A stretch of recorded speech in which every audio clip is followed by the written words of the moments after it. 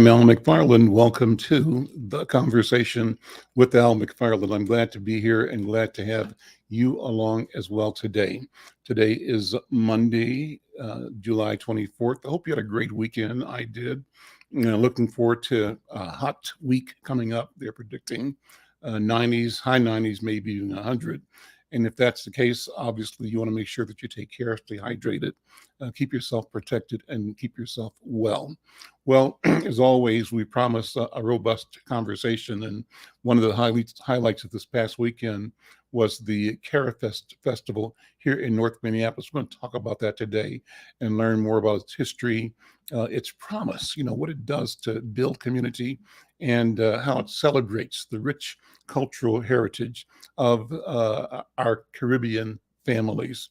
Before we do that, I want to, as always, invite you to support this program by checking us out on YouTube, Insight News MN. So we're streaming this program across 5 different platforms. We're on YouTube Insight News. We're on YouTube Black Press USA. That's right, Black Press USA, meaning this program is being made available to our network of Black newspaper communities across the country, over 200 Black newspapers. We're streaming this program as well to Black Press USA Facebook page, the Insight News Facebook page, and Al McFarlane Facebook page. We're streaming it live on Twitter. We're streaming it live on LinkedIn. Our goal is to be as available to you in as many ways as we can, in ways that you want to be reached. That's what we're doing. But we need something from you as well. And what we want to do is grow,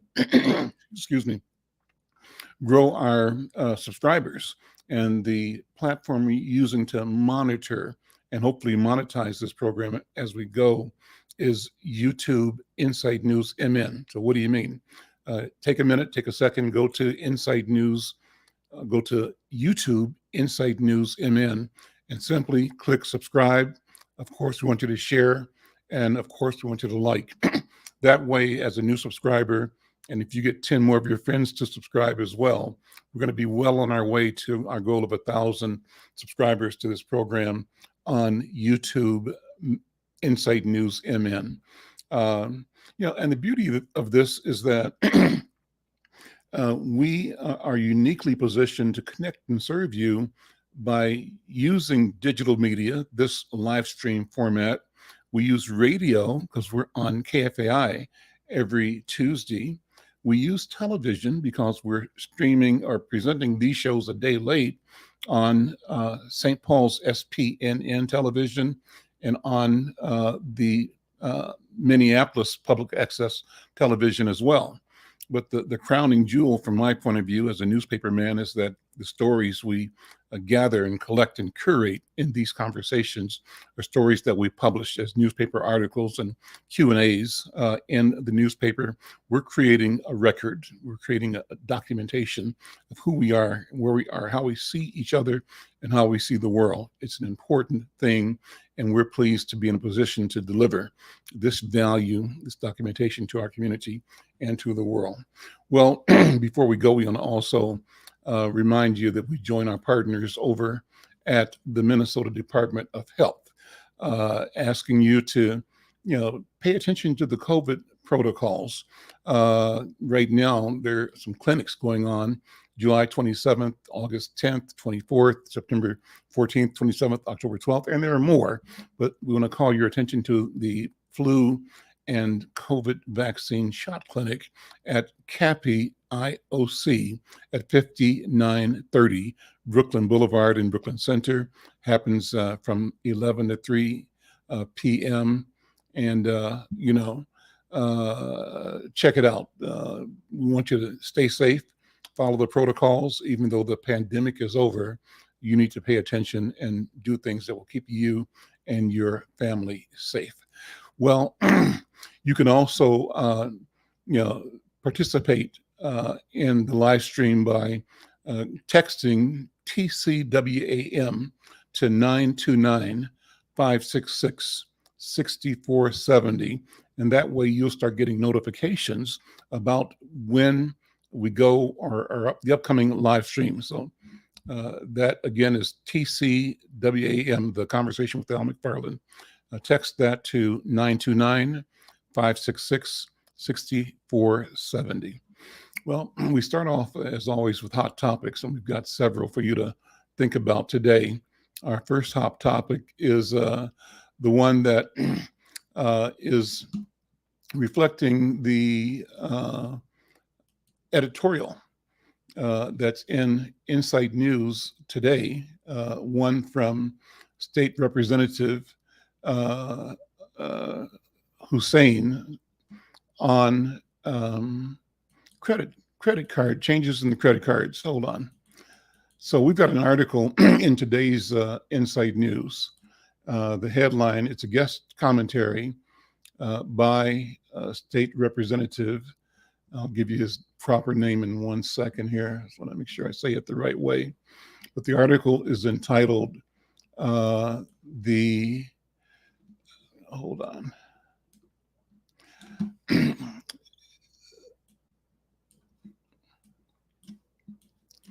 Okay.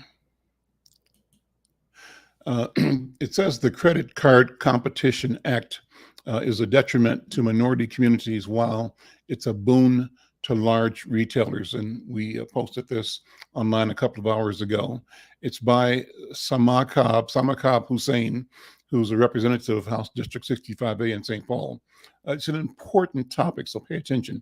I'll share what he has presented as a guest editorial to you in Inside News. He says, as the Credit Card Competition Act once again gains traction in Congress, it's essential to consider the potential consequences of this legislation, critically, particularly its impact on minority communities. While the bill purports to promote consumer benefits, a closer analysis reveals that it would inadvertently disadvantage minority populations while favoring large retailers. The proposed act's adverse effects on access to credit cards, reduced rewards, and larger corporate profits all contribute to what he calls a concerning reality. Representative Hussein writes that one of the most pressing concerns is the potential reduction in credit card access to minority communities. He said credit cards have been critical and crucial tools for economic empowerment, enabling individuals to establish credit histories and access to financial growth opportunities. However, by imposing stricter regulations on credit card companies, this bill would increase the cost of providing credit cards. This could lead to lenders tightening their lending standards, making it more difficult for members of minority communities, particularly those with limited credit histories, to secure credit cards. This reduced access exacerbates existing economic disparities, hindering the upward mobility and financial well-being of minority individuals and communities. I'll read one more paragraph here, and love to know what you think about the claim, the analysis. Put your comments, your feedback, whether you agree or disagree, in the comment section. Finally, he says, additionally, the impact of the Credit Card Competition Act on rewards programs is deeply concerning. While the legislation claims to reduce fees, it could force credit card issuers to reconsider their business strategies. To make up for the lost revenue, these issuers may reduce or eliminate rewards programs, which would directly affect cardholders who rely on these benefits to make the most of their purchasing power. This would disproportionately affect minority communities, which have often fewer financial resources and rely on reward programs to help cover expenses. Eliminating reward programs would limit consumer purchasing power and, he says, exacerbate economic inequality, favoring larger and wealthier segments of the population. Well, he goes on explaining that position. Check it out. Call Inside News, and not call Inside News, but go to insidenews.com, read the full story, and love to have your thoughts, your feelings on the topic. The other hot topic today is one about the business climate here in Minnesota. And this is also an article that we posted on July 22nd at insidenews.com. And the title is that CNBC ranks Minnesota is the fifth state in the country for business based on 86 indicators. I'll just read a little of that. Again, love to have your feedback. If you're in business, if you agree, if you disagree, put your comments in the comment section on this program. Governor Tim Walz and Lieutenant Governor Peggy Flanagan last week announced that Minnesota is a top 5 state for business, according to a recent CNBC study. Minnesota's ranking is based on 86 key indicators in 10 categories of competitiveness, including workforce, infrastructure, economy, health, and business friendliness. Businesses are at the heart of our communities, our workforce, and our state economy. They drive our economic growth, culture, and innovation, said Governor Walz. From investing in broadband and our highway system to childcare and job training, we will continue working hard to make Minnesota the best state to own a business. Lieutenant Governor Flanagan added, nearly half of Minnesota's workforce is employed by small businesses, and this ranking speaks to our strong support of workers and business owners. She says Minnesotans work best when we work together to provide solutions and support for entrepreneurs and workers alike. Just as small business owners and employees work hard every day to better our state, we want to continue to make Minnesota work better for them. So, we've got a great state, there's no denying, but we also have some challenges. And Minnesota is famous for the disparities in wealth building, economic opportunity, education, and health for people of color, Black people and Latino people in particular. So I think while on the one hand, everybody has to applaud the advances and the successes of creating a vibrant and leading state, we have to also wonder, how is it that despite these advances, that umbrella is not protecting all of the citizens of Minnesota, and in particular keeps Black people and Latino people at the margin? Well, just my comments. Let me know what you think. And if you think differently, that's fine. What's my argument? My argument is that we've got something great. Let's make it greater. And we can do that. Well, let's talk about the Twin Cities Caribbean Fest and how it's evolved over the years. This Saturday, this weekend, it celebrated a huge anniversary, and I'm pleased to have Carlo Lachmansingh, who was one of the originators of the Caribbean Fest, and also James Byron, who is an important originator, organizer, supporter of the work. Brothers, good afternoon. Welcome to the conversation. Carlo, how you doing first? Yeah, good afternoon, Al. It's so invigorating to hear you speak on the issues that are so pertinent to our community. Over these several years I've known you, you never held back on your opinions, and you're absolutely correct in terms of what's happening in Minnesota.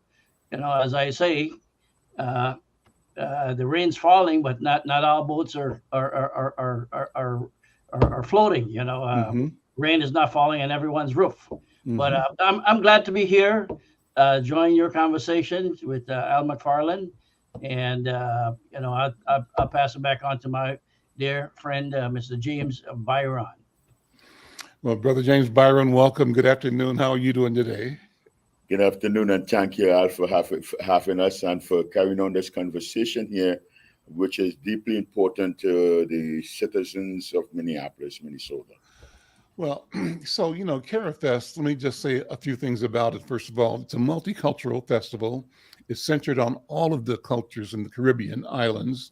It takes place, as this year, on the banks of the mighty Mississippi River in North Minneapolis. And, you all have described it as the one opportunity to visit the Caribbean without leaving Minnesota. And what's so beautiful is that lots and lots of Caribbean families gather for this one-of-a-kind event here in Twin Cities. And that really speaks to the power of the mission. That mission is to strengthen and educate the community, strengthen the Caribbean community, but educate the community at large about Caribbean culture and current issues impacting countries in the Caribbean through the organization of cultural events. So, Carlo, Yes. talk about that. That mission, that vision. You were around. In fact, give us Carifest 101. Talk about the beginning. Well, I can tell you, a few of us who came here in the early 70s to get advanced education, post-secondary education. And we used to get together at Lake Nokomis. We'd play cricket. And the guys decided, said, the cricket is getting big. Everybody's bringing a picnic basket. And we should try to do something to, to bring the rest of the families together in the summertime. Mhm. And in 1983, 1993, we decided to form Twin Cities Carifest, a nonprofit group, all volunteer. And we just said, we'll make our own costumes. We'll do our own floats. The little money that we had, we'll work with the city of Minneapolis to block off the streets on the West River Parkway. And we did it the first year. And lo and behold, we tried to get Caribbean vendors, and the only one that we could get was a guy who would sell boiled hot dogs. And we're grateful at least that word spread around, in subsequent years. West Indies Soul came on board. Harry Singh's came on board. The grocery stores, Guyam Foods and Galaxy Foods, they all came on board to kind of, support what we wanted to do as far as advertising Caribbean diaspora. And, every year we would try to bring a top performing Caribbean act from the islands or from New York, where most of the top musicians are, like in Miami. And we tried to emulate, the larger Caribbean festivals, namely the Labor Day in New York, Mm-hmm. and Caribana in Toronto. And we've held our own for the past 30 years. And this past weekend, we were blessed to have one of the top calypso reggae chutney bands from Trinidad and Tobago. Them guys came up here and they just tore this town down, and folks did not want to see them leave on stage. Mm. And the background on that there is, I always tell people, when we Caribbean people get together, we have a good time. We see folks that we haven't seen for years, Mm-hmm. and we know that we probably ain't going to see them again until the next year. Okay, but we make it happen. The food, the camaraderie, the costumes, the music, the aroma, and not to mention, the setting along the banks of the Mississippi River. Beautiful. The musicians late at night told me, said, Carlo, you guys got one of the best places to have a carnival. And Mm. we are grateful for that there. And, and lastly, I can say we get a lot of good support from the Black Minneapolis police officers to make sure that there's a nice, smooth transition with no problems. We've 30 years, we've incident free, and we're proud of our record. Awesome. Brother Byron, talk about it from the beginning, from how you got involved and how you've seen this event evolve over the years. Well, brother, you use a statement there that I love to use. I tell people, come to Carifest. You could visit the islands without buying a plane ticket. So that's my line there. But for Carifest, I came here in 89. I came in 89, and I was more with the reggae community. And then in 94, I am driving down and I saw this parade. And the person with me, I said, what's going on here? They said, oh yeah, this is a parade. I think it was the Aquatennial that day, and there was a float in the parade. And I followed the thing and ended up the river to where the Carifest is being held. Mm-hmm. And I wasn't totally involved. I remember one with Charlie, I'm there and he's trying to get me the way I coach him. I said, nah, boy, I ain't gonna do that. And lo and behold, here I am right now inside of the organization trying to help keep alive what those people before me, the vision that they had to keep it alive and keep it going. You're sitting with some beautiful work around you. Maybe move your camera to your right, I think it is, or so we can see. Tell us what we're looking at. That's beautiful. So what you're looking at is one of our queens from Saturday. This depiction is called Fire and Ice. Right now, you're looking at the ice section, and when I turn it,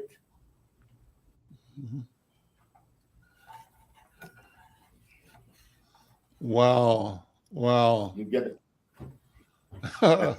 And there's the fire. Beautiful. Next state is a costume we call autumn. Uh-huh.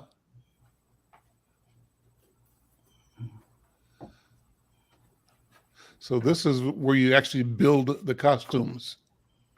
Yes, there is a facility right along West River Road where volunteers come in and they glue stuff together, they stitch stuff together, Mm-hmm. on wired extensions. And James can kind of explain a little bit more about how these things are put together because he is an expert craftsman when it comes down to mask making.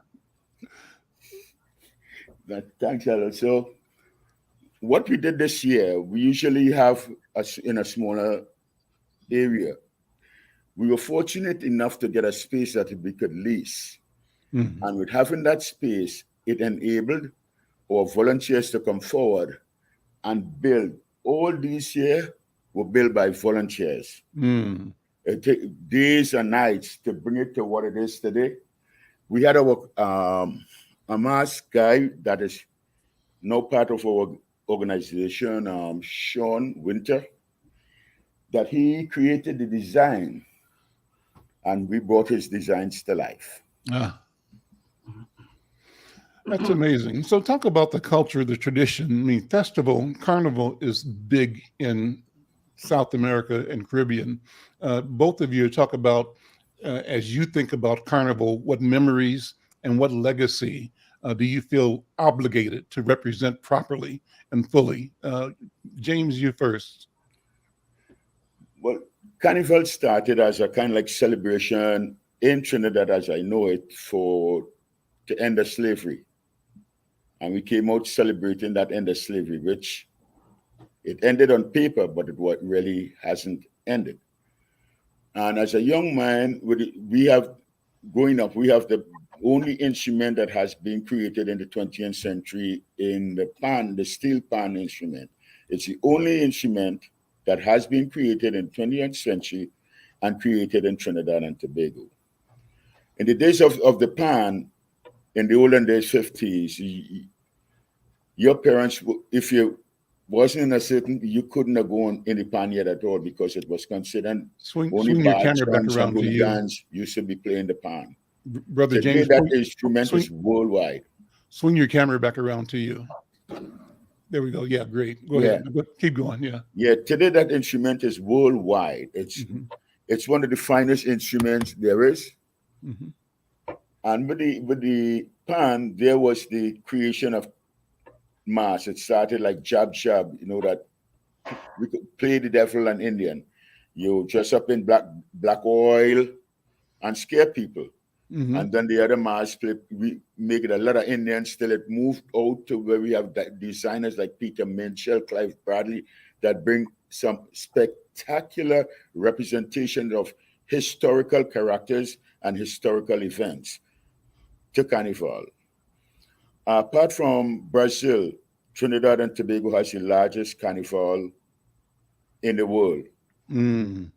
And what we have here that I don't think that we have marketed well enough, and we really do need help with that. But I tell people, Caribana started as a little small thing like us, and Mm-hmm. today Caribana is more than a. Let's go for the minimum. More than $1 billion, brings in more than $1 billion yearly into that Marketplace. marketplace there. Yeah. We have that same opportunity here. We have that jewel. We have the jewel. We just need to have it polished. Awesome.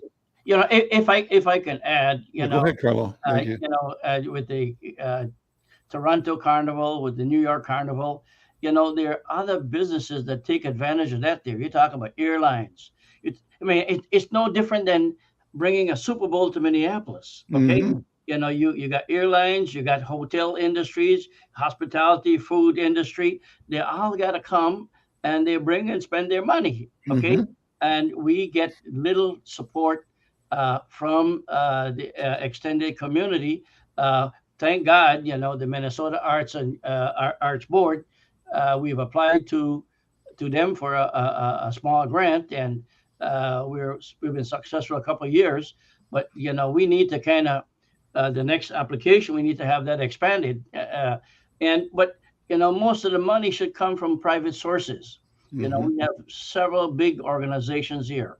You know, the U.S. Bank, the Best Buys, the Targets. You know, they need to step up and invest in the community.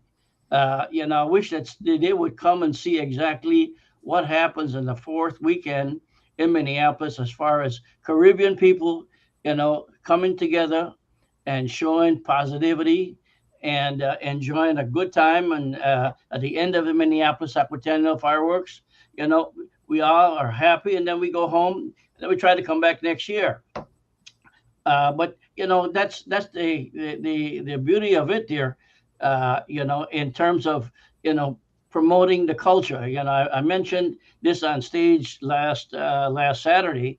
You know, when my dad, bless his heart, when he got naturalized, there was a U.S. attorney, a guy by the name of B. Todd Jones, and he told all the graduates who completed the naturalization. He said, "Guys, don't you ever forget your culture. This is Mm-hmm. America. Protect it, preserve it, and promote it." And that's what we do here. Talk about your home culture, your home country, and you know how this gives you an opportunity to remember and to preserve what you grew up with as a child or what your parents may have grown up with. Brother Carlo first. Yeah. Well, you know, I was born in Georgetown, Guyana, and you know, opposite Anglican Episcopalian Church, St. Barnabas Church. And back in the day, the church used to be sponsoring the steel band. Mm-hmm. Okay, you know, they would donate the drums, and you know, the people would galvanize around the market. The guys would burn the drums to kind of set, you know, the various tones in it there, and it was a big community event there.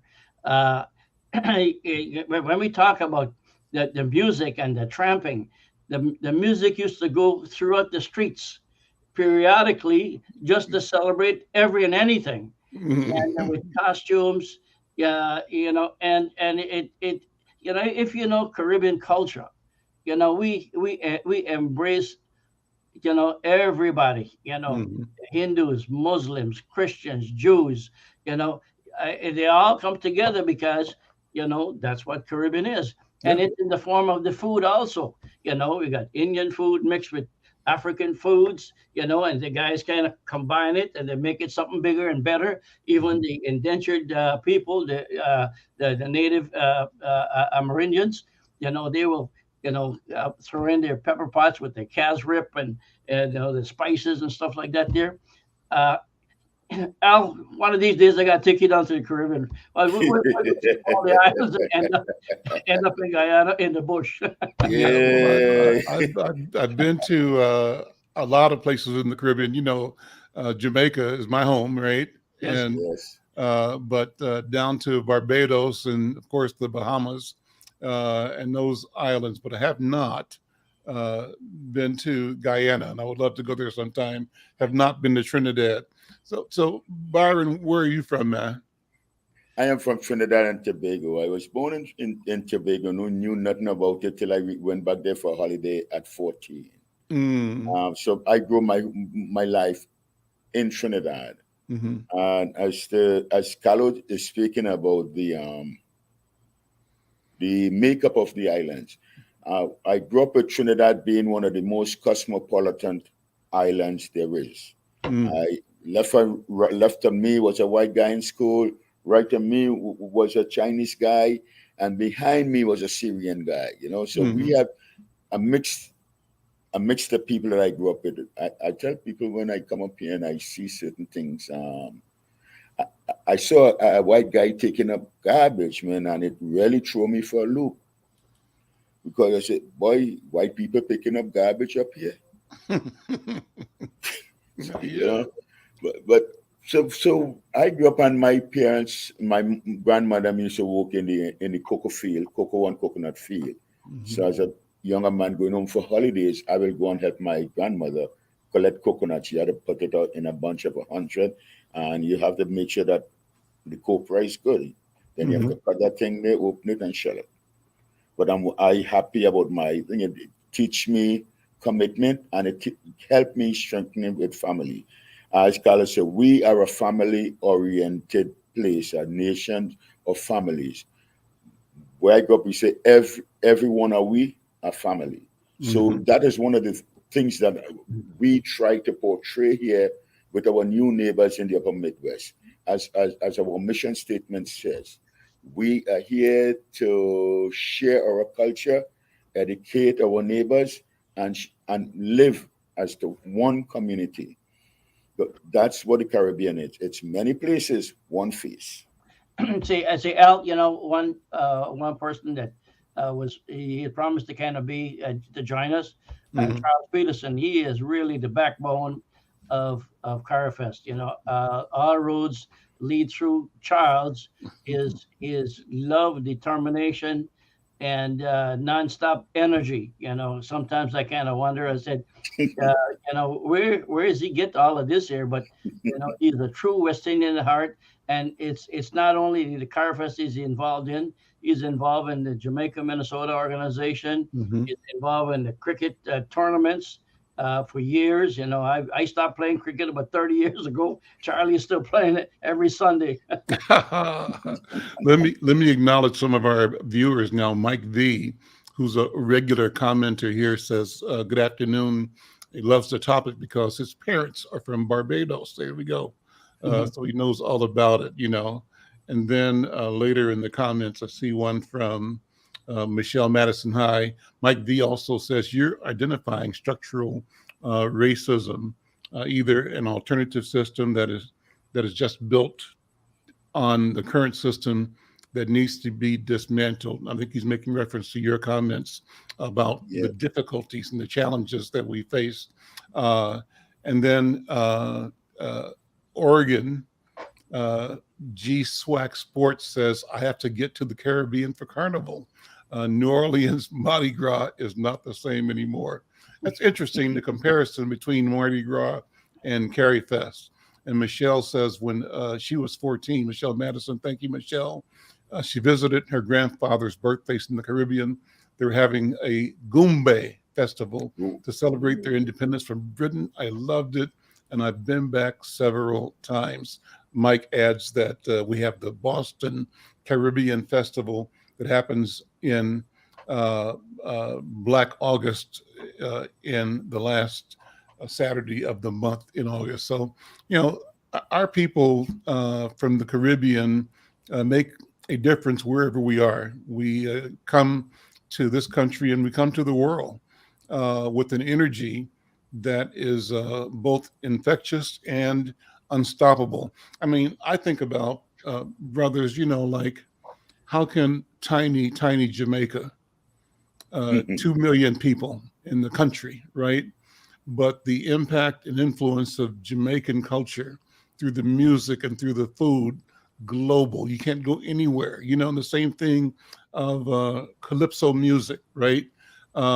and the whole rhythm, the heartbeat of our dance and our speech, the world wants to appropriate and enjoy because there's something foundational in who we are and what we are. And that I celebrate. And I'm so glad that you all have kept this jewel of CaraFest alive. And I agree. It's just a question of time before this becomes a billion-dollar enterprise. We have to just stay the course, right? Until the world catches up with us. So what's your vision for the next 3 or 4 years, Brother James and Brother Carlo? What do you think ought to be happening? And what can listeners and viewers do to help build that vision to greater and more expansive reality?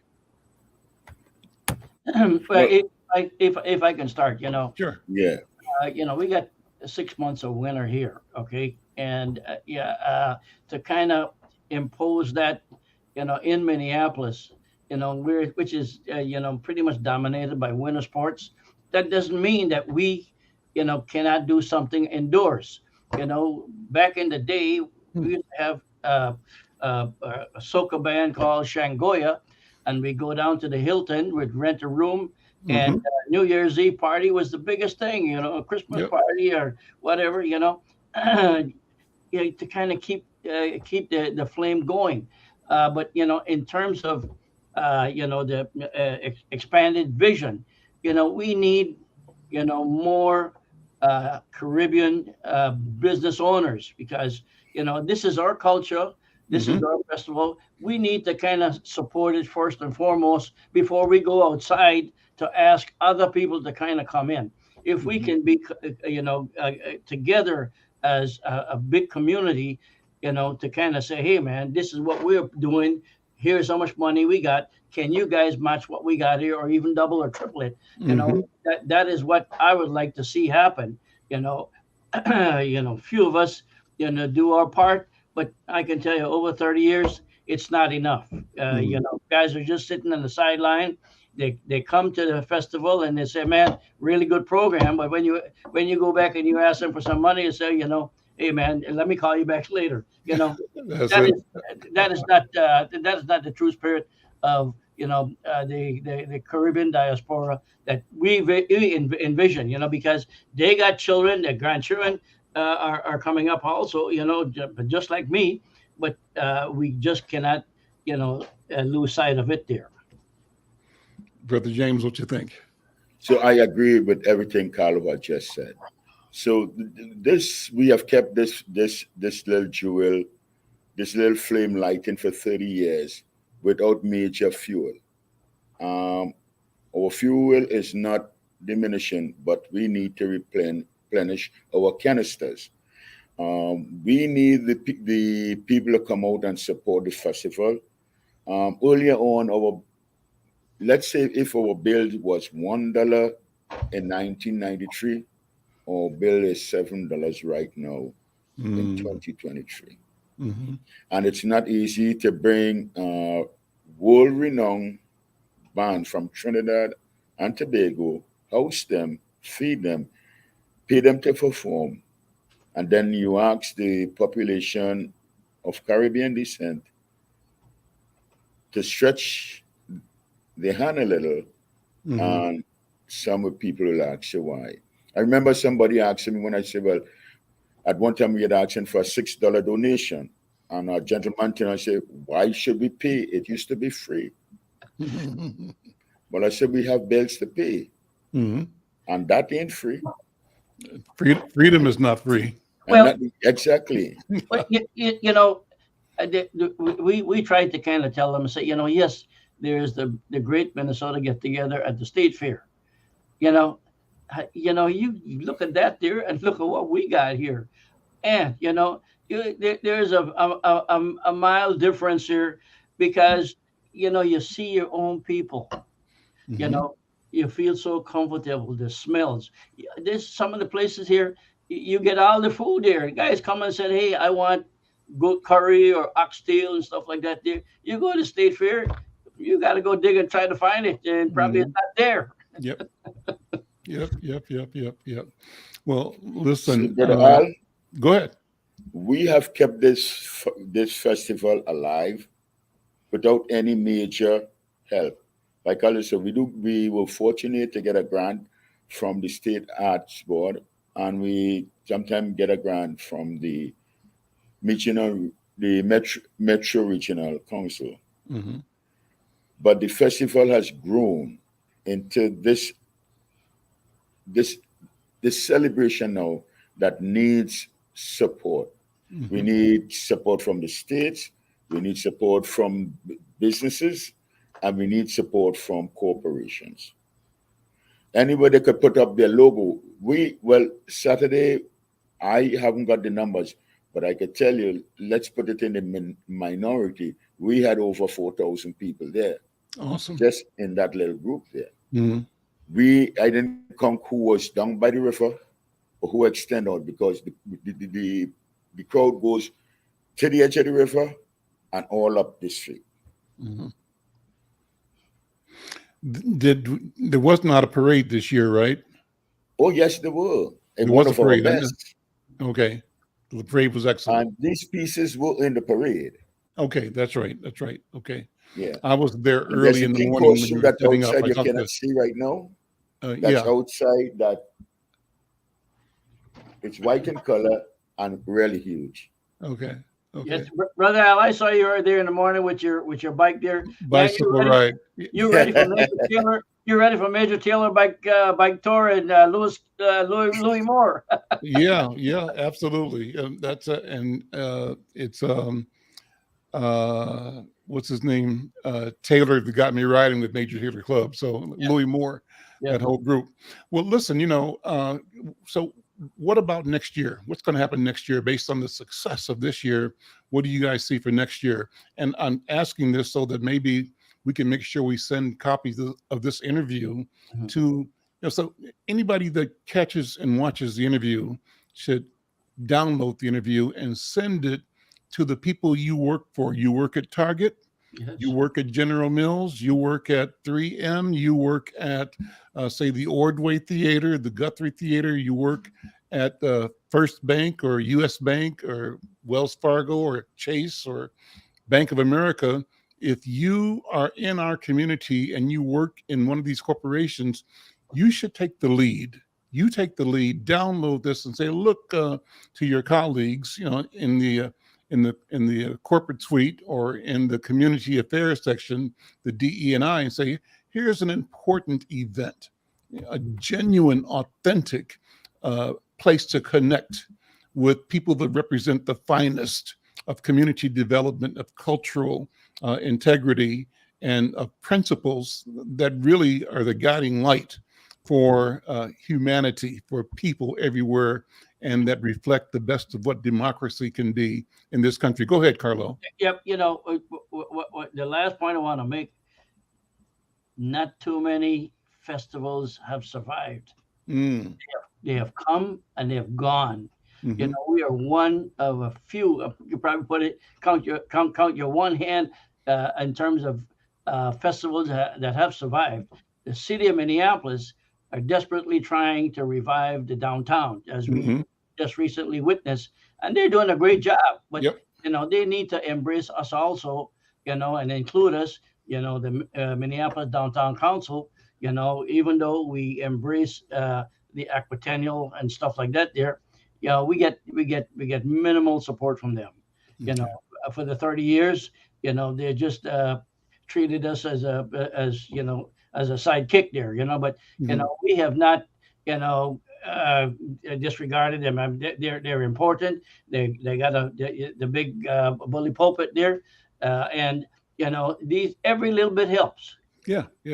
Well, so back to my point is let's make sure that we all share this to our network. Send a copy of this show to all of your Twitter friends, your LinkedIn friends, to your Facebook and IG, Instagram friends, your YouTube friends, and ask them to ask the question of themselves and of the organizations that they represent, their employers, because, I think most companies, rightfully so, are looking for ways to be authentically engaged in the community. And brothers, this is it. So I want to salute. What I can say, I mean, folks that showed up last Saturday, today they're having that conversation in their Yeah, offices and homes and saying, "Oh man, what a great weekend we had! I mean, great weather, you know, yeah. and it's not ending, and we will continue to promote it here. And Al, thanks to you for giving us an opportunity to be on your show to promote such an important event, even though it's after the fact. But next year, we're still coming at you, man. We're still Yeah, coming at you. absolutely. Absolutely. We'll work together to make this thing, really what it, go to where you envision it will go. Yeah. Any last words, Brother James? Well, one thing that I really want to emphasize that Mhm. seeing that we have this new space that we are leasing, Mhm. we need help to keep it alive. Also, within the space, you cannot see it now, is our steel pan classes. We hosting classes for adults and kids. And we ask anyone who, even if you have the slightest inclination of learning to play the pan, contact us. We Ah, make the classes easy. And mhm. the instrument there, if you learn to play it, you have a livelihood right there. Steel Pan pan is a musicians are phenomenal needed instrument. all over the world. How did you describe it at the beginning? You described the instrument as something that is an exceptional instrument. I mean, I remember when I hear steel pan, it's like listening to an orchestra. Even Hmm. one replicates the complexity, yeah, and the intricacy of orchestral, sound.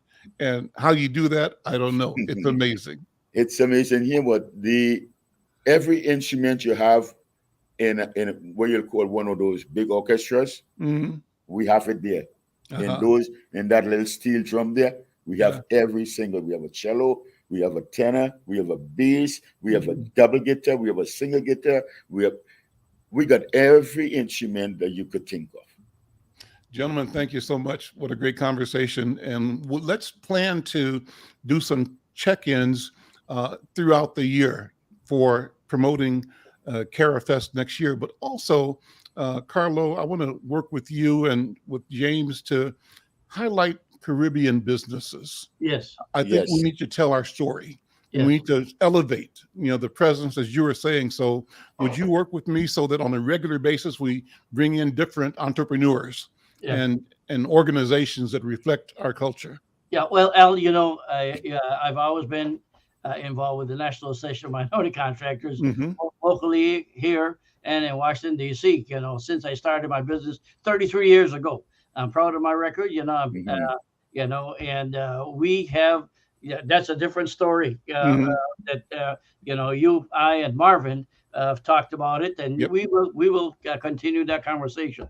Super. Guys, thank you so much. You're Take welcome. care. Thank you. Thank you for having Okay. us. I'm Al McFarlane. This is The Conversation with Al McFarlane. And on Mondays, we also have our colleague, our partner, Coach Leah. Coach Leah, good to see you. What's on the front page or the front burner from the sports world? Hey, Hey, am I in? Okay. yeah, you're here. Hi, happy Monday, everybody. So just first want to just give a little shout out to the NBRPA, the National Basketball Retired Players Association, now called the Legends, and got a little hookup from them.